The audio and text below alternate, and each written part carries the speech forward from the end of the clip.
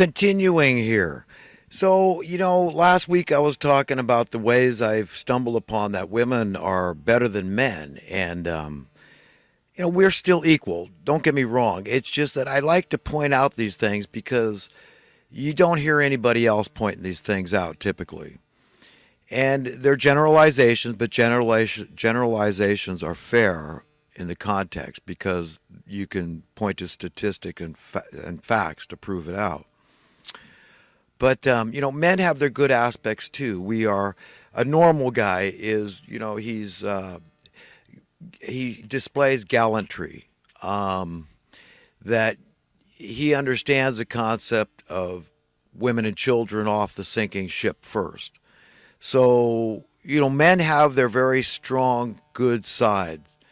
But as a man, I don't think it's fair to tout those. I prefer to tout uh, the uh, the beauty and the superiority, really, of the opposite sex, which is the female, and help people to understand that without the woman, that our species could not carry on. So fundamentally, we have to understand that the female of the species is the more powerful of the species. Okay, that's just a matter of fact. That without them, there's nothing left. Okay, so if there is a more powerful, and I do believe in equality, but it's a woman's choice. Remember, she goes through a lot of pain through bearing children and all this. The womankind, collectively, they all can empathize with each other, whereby men don't understand that empathy because they're not women. And so this is something even a woman that hasn't had children understands implicitly, that, hey, this is a big deal. You lay down with a guy, and next thing you know, you're impregnated, and you're expected to have this baby and carry on this. It's a big deal, man. So I mean, women really, that's why they're so deserving of being exalted, and men kind of understand that intuitively, instinctively. But I have made an addendum and some other aspects of female superiority I wanted to point out that I hadn't thought of earlier. But they by and large, they're more virtuous, they're more generous, they're more compassionate. Um, and I pointed out they have greater sexual self-control because it's a whole different paradigm for them. And they're pure in heart, typically. They commit fewer crimes. Unlike men who always feel like they're missing their better half, which, they really kind of are if they're single men, um, they're a whole, and they are much able to live contently by themselves than men. Men are woefully discontent to be alone. It's just not right. It's just not proper. It comes to, it's kind of creepy for men to be single. That's my opinion. So I know I'm never going to feel right unless I find the right woman, a good woman that to stand by me. And they're better housekeepers too. So I just find them enthralling. And this girl that I'm hung up on, the girl of my dreams, I tell you what, I love her more and more every day, and she could take as long as she wants. If she's thinking it over, take your time, baby. I'm not going anywhere. Um, it took a long time to find someone I was as attracted to as you, and I just, please forgive me for being so forward, but you're just perfect. I mean, I don't, there's not a better word to describe how I feel about you. You're absolutely, I could not design a better female. I mean, if I was going to design the perfect girl for me, it should be physically, I mean, you're perfect. Absolutely perfect. I just love everything about her. I love her attitude, her spirit. I mean, she's so lighthearted, and I just like everything about her. I find completely attractive. And I know she's got idiosyncrasies just like we all do. But I tell you what, man, this is a girl I could give myself to 100%, devoted completely to this girl. And I just want her to know that. And I'll wait as long as you want. You know how to get a hold of me. And, it's powerful. I like you a lot, but I want you to be free. I don't mind her being flirtatious. I'm fine with that. I mean, I got to admit, if, I see a ring on her pretty little ring finger from another man, yeah, I mean, I'm going to get crazy jealous but I'm going to let go and let God, and He'll see me through it, just like all the other very trying experiences I've had in my life. He'll get me through it.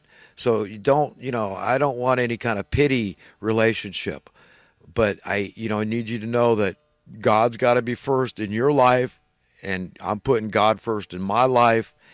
And I just see you as, if something comes to be of the relationship, it was a gift from God. Okay, that's it. You are a gift from God, and I want you to see it the same way. But I don't expect you to give me the things that are only attainable from my relationship with God, and you shouldn't want that. Okay, God is a jealous God, and He gets it. He gets the whole jealousy thing, and I get it. And I could be 100% devoted to you. I know it. I know it. And I just want the relationship to be only what you want it to be. 100% comfortable on your terms. That's what I want. I hate to say it, but I kind of just I want you to possess me. I mean, as crazy as that sounds, that's kind of what it is. I want to be your property, kind of. I mean, as stupid as that might sound. But, conversely, I don't want to possess you. I want you to be free.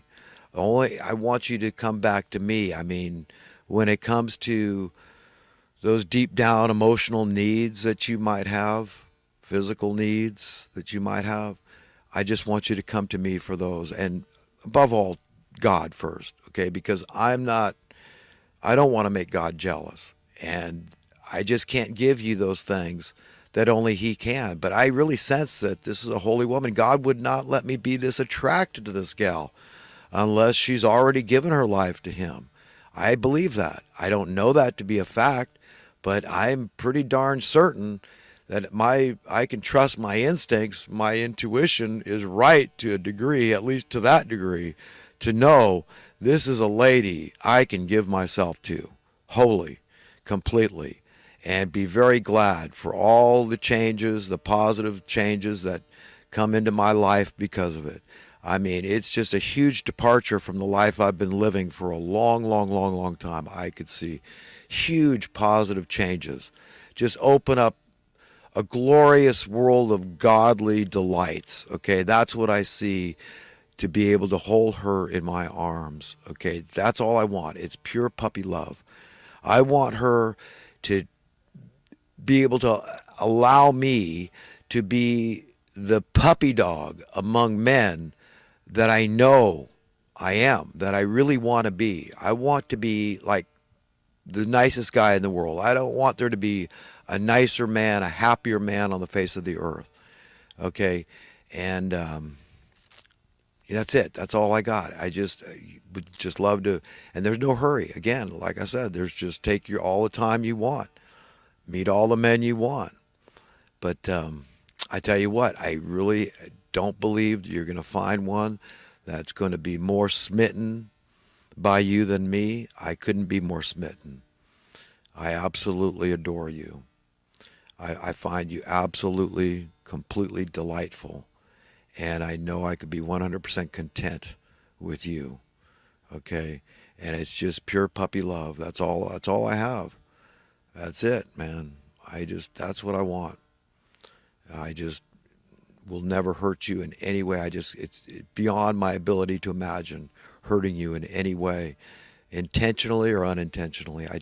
I'm not there. I just see myself wanting to be possessed, and that's it. Trusting you completely. So I just had to get that off my chest, is to let her know, if she's the remote possibility she's listening, that I'm there, and I'm going to be there. I'm going to stay there, baby. And just don't change. You're perfect. You're just absolutely enthralling to my soul, to my spirit, to my heart, to my mind, and to my body. It's just completely, completely smitten by you, sweet little kitten. You're just, and I know she's got a high opinion of herself. I can tell. She's already very happy, and I just find that just so attractive. She's just melt in your mouth sweetness. Oh God, I just rejoice at the possibility of spending time with her, you, and that's it. But I'm going to get on to some talking points and commenting on recent events. Look at these anti-smoking ads. I saw one recently. God almighty, this woman sounded like a demon. I don't know if she had throat surgery or whatever, but hey, why don't they teach people to have self-control? Do you hear the mainstream media? I'm paying as a smoker. I pay for these ads, and I fully intend on living out the years God granted me in Genesis chapter 6. I'm shooting for the 120, and I suggest everybody shoot for the 120. Get yourself psyched out for that 120 years that are promised that we get to live, okay? If the Lord doesn't return within that time, okay? But if you have self-control, a modicum of self-control, you're not smoking to make yourself sick. Do you ever see the mainstream media pointing out this guy, I forgot his name right now, but 112 years old, and he attributes his longevity to smoking cigars and drinking whiskey? You hear the mainstream media pointing that out? You're not going to see that. What's going on there? See, I don't understand that. If you have self-control, okay, you know your body is like a machine and you don't want to get sick. That's not the purpose for why you enjoy a little tobacco here and there, okay? I'm just saying that it's pretty sickening to think I got to watch all these ads. I got to pay for all these ads, okay? But they're not showing any ads alluding to amputations caused from sugar diabetes and villainizing and demonizing all those people that imbibe in sugar at all. Could you imagine that? I mean, what's going on here? You see, there's such a thing called justifiable cynicism, and that's what I am. I'm a cynic, but I can point to where it's substantiated by look at the empirical evidence. The cause to be cynical about, doubting the motives of this establishment. What are they talking about here? Okay? I mean, smoking's been on the decline for a long time because of this push and this awareness and how bad it is, and people can't control themselves. They're chain smokers and say smoking 2, 3, 4 packs a day and all this. Well, of course you're going to get sick. It's like you're trying to destroy yourself when you smoke like that. But all I'm saying is, let's see some visuals of people getting their limbs cut off because they got sugar diabetes. Okay, that's all I'm saying. But no, I'm not going to, were we going to see that? The demonization of sweets? And people with their teeth rotting out of their head? Where's that? Okay, so, what's going on here? I don't get it, man. It's emblematic, it's indicative of how the entire system operates. It's just a bunch of baloney, man. And I kind of resent it. Oh, the guy's name is Richard Overton. Look him up. This veteran that lived to be 112 years old. But you're going to see the mainstream media, running ads about that? Huh? Oh, well, hey, you could still smoke if you do it in moderation, and you can live to be 112 years old. Okay? No. I'm a middle-aged man, and I don't want to get sick, and I fully intend on taking God up on the 120 years. So, unless I die of unnatural causes. And with the way the Federal Reserve has got to hate me for how I'm always speaking out about abolishing the Federal Reserve, okay, they might decide to take me out if I ever get effective at reaching people and getting them, chain reaction of people being empowered to just tell the president and Congress and Senate, we're done, man. Get rid of the Federal Reserve. We want the United States Treasury to handle the issuance of currency. We want our nation out of debt. We want a buyout of this Federal Reserve. We're tired of paying the debt off the backs of the poor and downtrodden. Okay, those that can least afford to pay the debt. We're sick and tired of this, and we demand justice. Yeah, I'm sick of it. People got to be empowered with the truth. And we got to get rid of this evil entity, this evil